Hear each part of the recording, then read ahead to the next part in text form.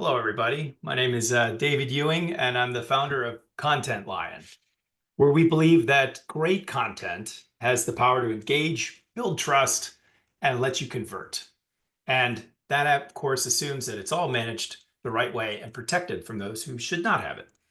Today, we're talking about a topic that I am super thrilled about, which is at the heart of it, why does content management even matter?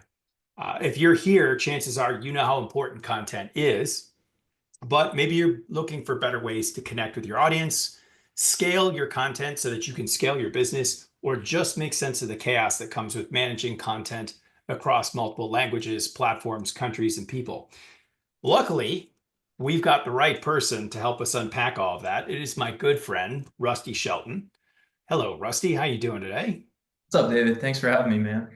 Yeah, Rusty's not just a brilliant entrepreneur, a speaker, and a pretty face. He's also the author of three fantastic books: Authority Marketing, which I have my well-worn and well-thumbed-up copy right here; The Authority Advantage, which I have here; and on Kindle, I've got the New Media Landscape, which is also a great one. He's the founder of Zilker Media, an award-winning agency that's helped countless leaders and businesses build trust and authority and what he calls an increasingly skeptical world. And I'm with you on that one, Rusty. I think it's a skeptical world. Um, but more than all of that, Rusty is someone who truly gets the meaning to lead with value. He has a gift for helping people understand that great content isn't just about marketing. It's about creating an emotional bond with your audience and showing up as the go-to expert in your space. And that is why I wanted him to join us today. His philosophy ties so closely with what we're doing at Content Lion, where we help businesses centralize and manage their content so it shines in the right places without any of the headaches. Rusty, thank you again so much for being here. I know you've got a lot of wisdom with us to share with us today. But before we dive in, it's always great to connect with you, and I'm excited for everyone to hear your insights. Anything you want to add about your journey and what excites you about this conversation before we begin? Well, congrats on the business. First of all, I just want to start there. I just think this is so needed, and just the bigger conversation around content, has been a massive one over the last, in particular, the last 5, 10 years. It's only going to get more important as we go forward. So I think it's really timely, not only the offering, but also this conversation. Hopefully, we can give your audience a lot of value. Awesome. All right. Well, with that, let's dive right in. So the heart of today's topic is why the heck does content even matter, right? And I know you've got a wealth of experience here, so let's start with something foundational. So um, you've often said that we live in an increasingly skeptical world where businesses struggle to build trust. Can you share why high quality content is the foundation for establishing trust and creating an emotional bond with customers? For sure. Well, Gallup put out a study in 2022 that said trust in institutions, in businesses, in nonprofits was at an all-time low, right? And that's something I think a lot of us have been feeling for a while. It was a train headed in that direction, and COVID just sent that into an absolute runaway train. We're in an environment right now where when we hear from an institution, when we hear from a business, our guard is up, right? We're expecting, okay, there's an agenda here, and the speed to trust for a company, for an institution, again, for a nonprofit, is longer than it's ever been before. And so part of what I get really excited about and passionate about is talking in particular to leaders that have been raised on a servant leadership mentality, meaning that leader has been taught from the start, put your head down, over deliver behind the scenes, make sure clients, team members, etc. are happy, and you're doing everything you can for them. The challenge there, David, is, as we all know, those are table stakes for having a successful business. Of course, any successful leader has got to put their head down and over deliver for their team, for their clients, for their partners.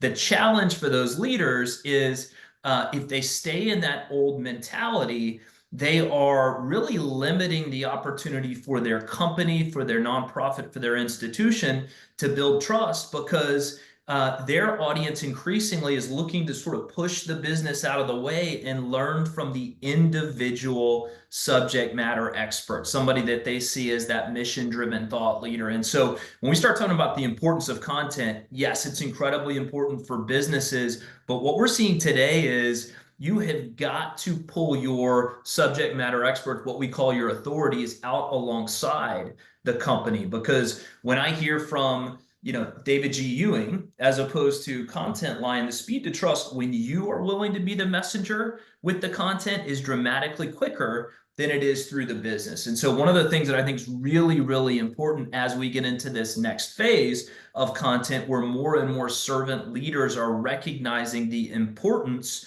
of moving from just a behind the scenes role to a more public facing role, is you got a lot more content to manage. You've got a lot more individuals on your team creating content. And so how do you think about making sure all of that content lives in a place where it's secure, where you can get to it easily, et cetera? So I think those are some of the things that bubble to the top for me. But I think one of the most important points I want to get across today is, if you right now are trying to get a message out and you are communicating that message only through your company or only through your institution, you are making it much harder on yourself than you need to. And when you're willing as a leader to bring not only yourself forward, but also your team, that message gets out quicker, more successfully, and cheaper than it does if you try to do it just through the business entity. So, that resonates with me because I think, being a Generation X kind of person, I am a skeptical person. I definitely put my guard up the minute I hear some company thing come on. I'm like, oh, it's all polished and it's fake. And I can't stand the insincerity of that, right? So, if you're a big company, how do you bring the sincerity? Like, give me an example. Like, what is an example of a company that's still big, but still has sincerity that like we can trust and believe in? Did anything come to mind?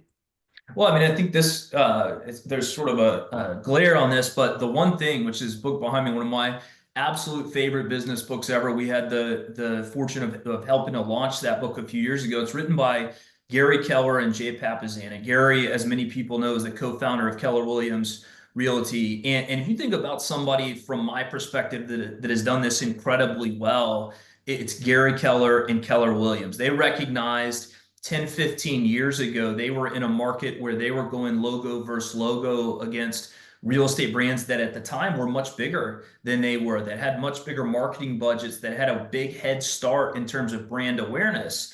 And what they recognized was, hey, we can punch above our weight class in terms of building trust with realtors, which was really their focus to attract. If instead of positioning ourselves as a company with something to sell, we position ourselves as mission-driven thought leaders with something to teach, right? Somebody I'm going to learn from, whether I ever work with them or not. And Gary tells a story. The first book that they put out, they actually launched their own publishing imprint within Keller Williams. You talk about owned media, their own publishing imprint. And the first book that Gary put out was a book called The Millionaire Real Estate Agent. And he talks about walking the door to Coldwell Banker offices, Century 21 offices, which at the time were the big players. And his book is sitting on the desks of their agents. They are learning from him in a way that others are pitching. And to me, it became an absolute game changer. They're now the biggest real estate company in the world. It's funny that you mention him because he's an Austin person. I've seen him speak once. I don't know if you saw him speak when he came through EO Sure did. Austin, but I didn't shake his hand. I didn't go up and have a one-on-one conversation. But I feel like if I walked past him on the street, I would be like, Gary, hey man, what's up? Like we know each other, because I feel like I do have a relationship with Gary Keller, despite having never met him. I just thought, yeah, between his books and his other stuff, he's one heck of a guy. So okay, so that's great. So here you have Keller Williams, and they're definitely one of the smaller fish in the pond at first, right? They write these books, they bring this content, they're on the desks of all the employees of all of their competitors, and now they're number one, right? And so and we know Keller Williams, they're everywhere. So that, there you go, there's an example of content that's big. So that's great. Which really gets to the idea, which is, a lot of people want ROI from their marketing efforts, right? We're always on the hunt. And as marketers, I'm sure every single one of us has gotten that question before of like, well, what's the ROI in doing this? And, content can be seen as a way to generate ROI, to generate growth. And so I guess my next question for you is, you know, how if you were inside a big company, right, and you're trying to get a fire lit about, content being a game changer for the business, what do you say? What are kind of the key things that you're really going to want the rest of the company to get ignited about and key in on?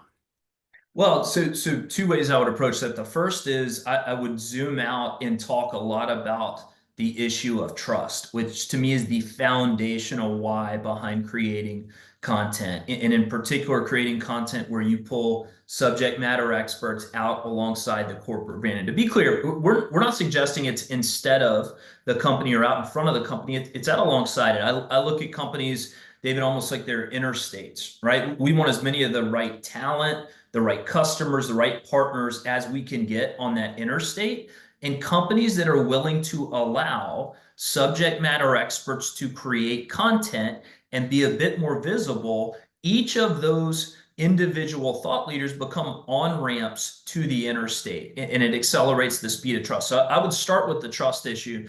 The second thing I would look at, David, is really thinking about content as an opportunity to build relationships and be really intentional about building relationships. One of my favorite examples of content marketing as a tool to both build new and activate old relationships is another Austin company, Keystone Bank. So Keystone Bank is one of the fastest growing regional banks in the state of Texas. And you walk in the door to their downtown bank branch, it's all kind of the normal stuff you'd expect to see from a modern bank branch. The thing that stands out, you turn to the right, when you walk in, there's a podcast studio built into the bank branch.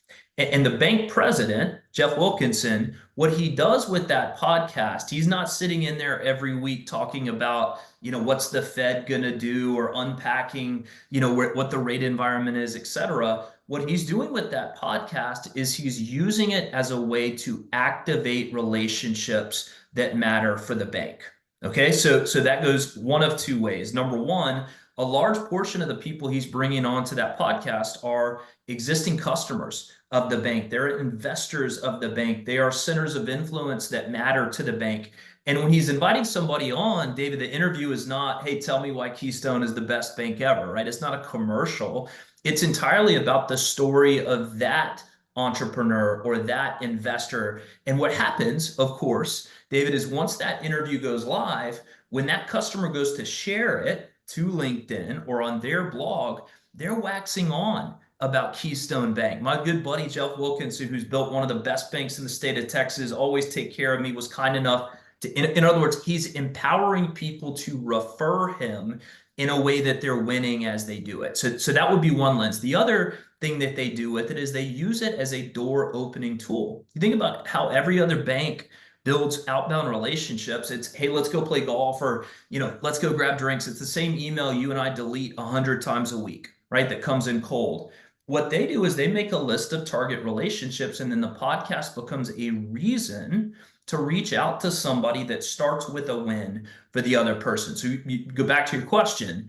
If I'm inside a big company, how do I make a case for content? One of the first things that I think about is, how do we create a content strategy that's not just us riffing about whatever it is, we can teach people about. That's part of it. In my experience, the best way to use content is to use it as an excuse to facilitate peer-to-peer interactions with key partners, with key customers, with people you want to get to know. And the worst thing that happens there is you build goodwill.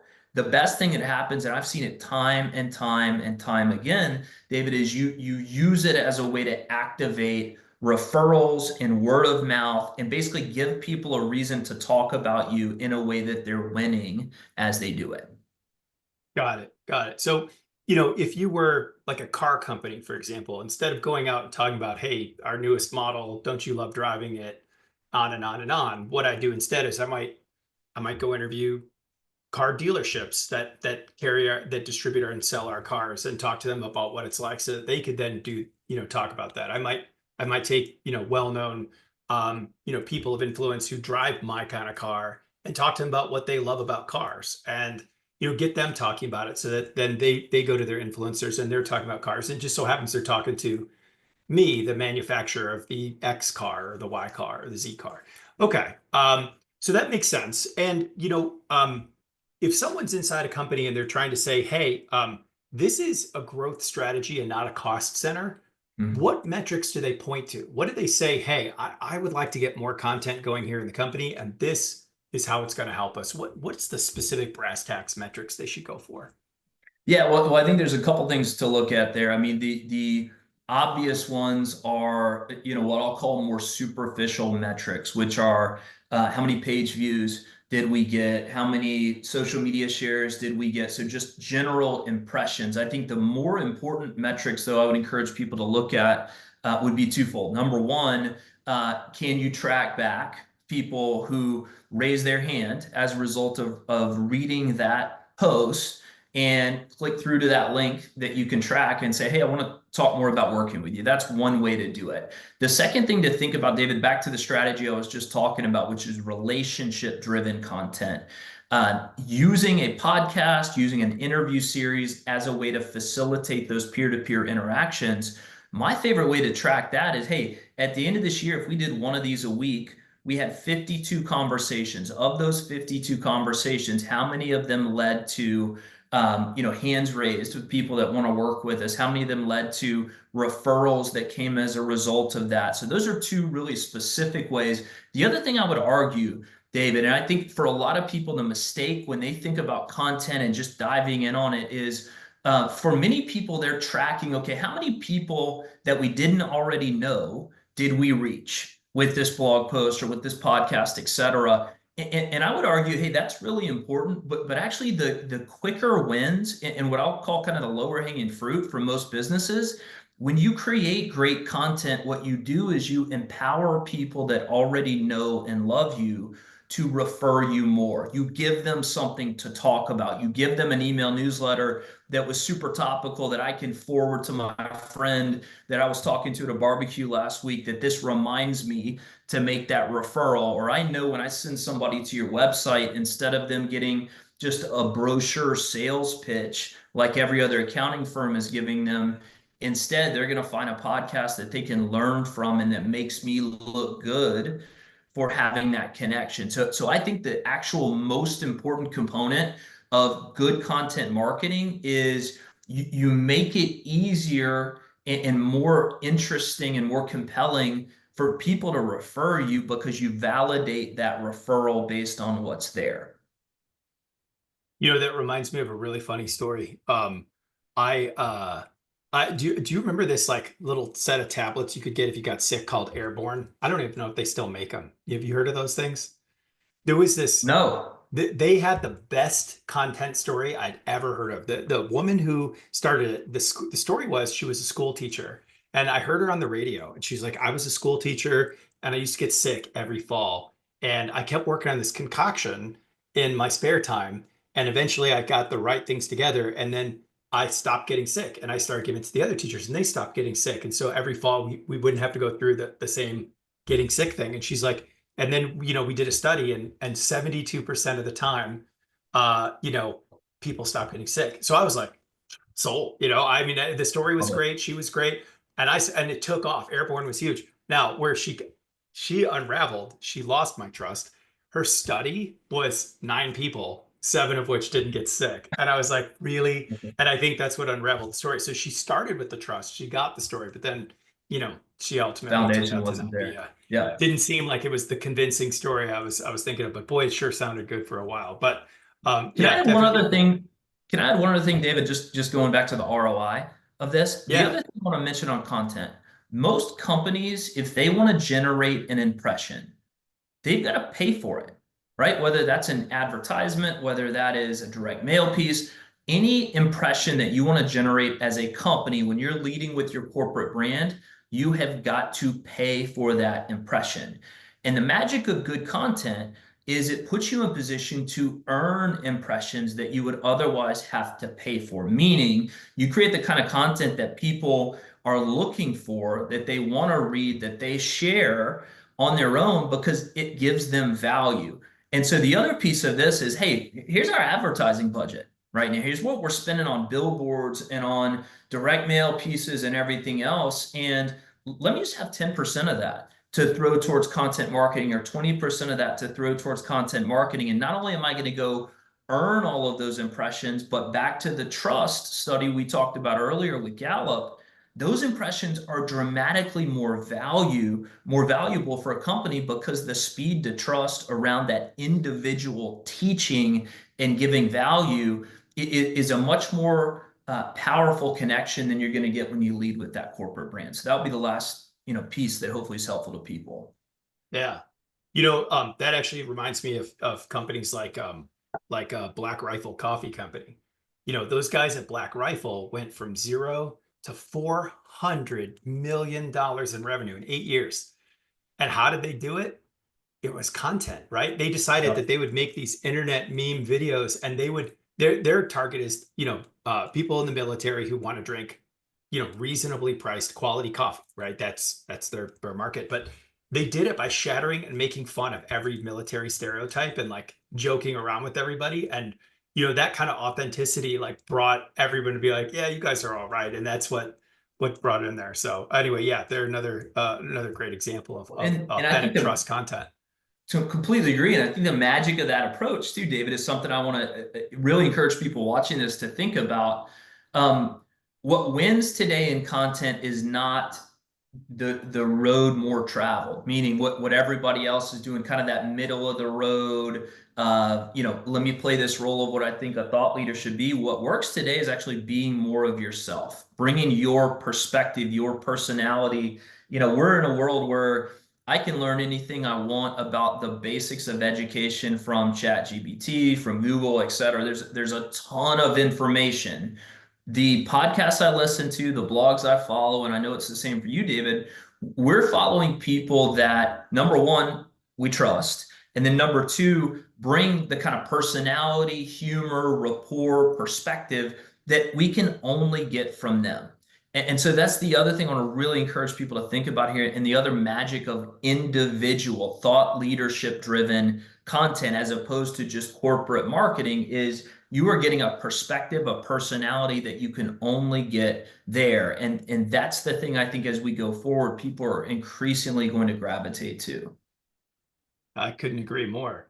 And so, all right, so I think we've made a case, right? You can take your business, you can add zeros to your top line, and you can do that with like a ridiculously low cost of acquisition if you can get content right. So let's get to the brass tacks, right? So without great tools, content management can get a little overwhelming. So when companies are looking for the right systems, what should they be looking for in a great content management tool? Yeah, well, a couple of things here. I mentioned earlier the importance of having individual thought leaders create and contribute content. The reality of that I've seen is, even in smaller companies, you look at a 5 or 10 or 15 or 20 person company, and I talk to them about how are they managing their content. Well, it's on her computer, it's on his computer, it's scattered everywhere. And so much of the value around content for a company is the ability to upcycle that content. In other words, one podcast, one blog post is not just valuable the day you post it, right? It's the ability to remarket that, to when that story comes back around 9 months later, to have easy, quick, centralized access to that content and then publish it across different platforms from there. So I think that's one of the things that I see as a really big stumbling block that not only is frustrating, but it costs companies money, because they forget they've got 90% of that content that was created last year. They forget about that great interview that ties in with what they want to post about today. So I think having something that is, number one, centralized. It's not living here or there. We don't have some of it on Drive and some of it on Dropbox and some of it on Larry's computer. We've got a centralized place where we can get to really quickly, that's searchable, that's efficient, and that we can basically draw on from wherever we may be. So I think that's one of the most important pieces of this, just making sure companies understand each piece of content you create today is not just valuable for today. The ability to upcycle that content over the next few years, reuse it, that's where you really start to get leverage. So I would say that's something that really jumps out to me there. What you're saying is that a piece of content really is an asset, right? I mean, if you think of an asset, it produces, you get interest payments on an asset that you own, right? Whether it's a bond or a stock or whatever.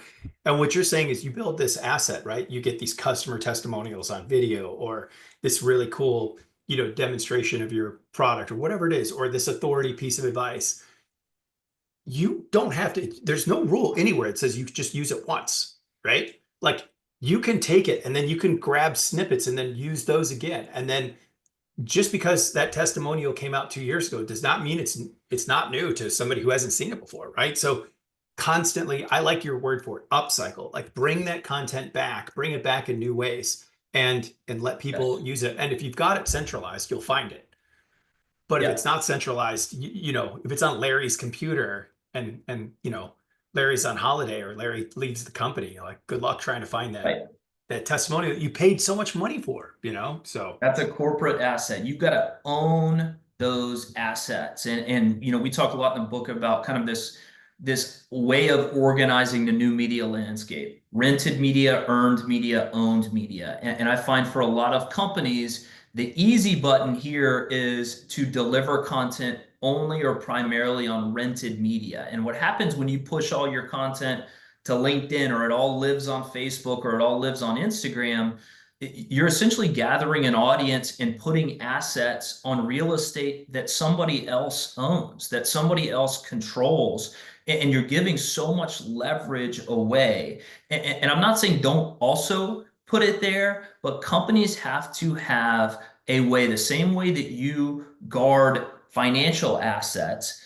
Content assets matter tremendously to the future of a company. So having a centralized, efficient policy and home for owned media that you can then deploy and upcycle and get to efficiently for years to come is going to be, it's important today. It's only going to be more important going forward.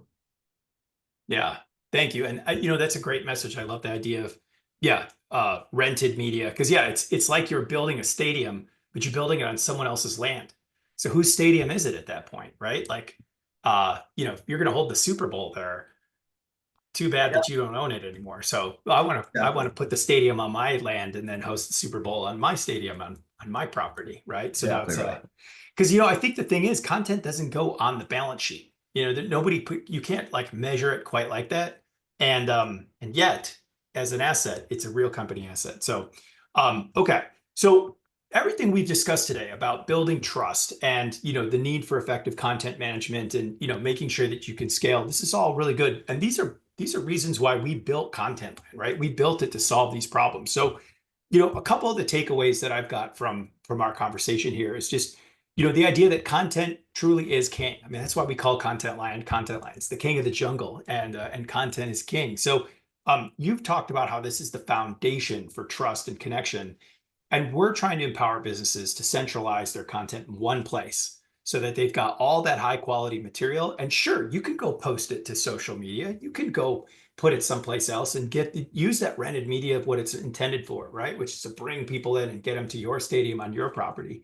Um, and to use the second thing we talked about was really content management as a growth strategy. So you talked about how Keller Williams went from a distant third place to the heavyweight champions of real estate, and how they got their book onto the desk of every single agent because they had great content, and they were able to do that. So that's what we're trying to do at Content Line, is make sure that you can use content as a growth strategy, and so you can focus on the quality of your content and not the logistics of like where the video goes or how that stuff goes, so it's in the right place at the right time. And we talked about this idea of having the right tool for the job. And so just like you wouldn't go try to paint a painting without a brush, you wouldn't go try to write a book without a pen. You need content management in order to make sure your content is there and protected when you want to keep that owned content to yourself. So anyway, if you're watching this webinar, I hope that some of Rusty's ideas have given you guys some thoughts as to how you can build trust in your business and what you can do to try and improve your growth strategy and set things apart. Rusty, if somebody wants to know more about all of your philosophies and ideas, where can they go? What's the best place for them to learn more about your ideas? Sure. Yeah. Our agency is zilkermedia.com. So Zilker media.com. And then my website, rustyshelton.com. You can learn a little bit more about some of the speaking and workshops that I do there on that front. All right. Great. Well, hey, I can't thank you enough, Rusty, for being here. For those of you that have joined us and have watched this today, I want to thank you for joining us. These have been some really cool, transformative ideas, and hopefully getting everybody on the strategy to why content management matters. In our subsequent talks, we're going to be talking about the strategies that you can use to really start to deploy this in concrete ways. And so our next webinar is going to be on the 6 essential ways you can deploy a content management strategy. And then at some point in the future after that, we'll talk about those of you who've been on Oracle Content Management doing some of these things.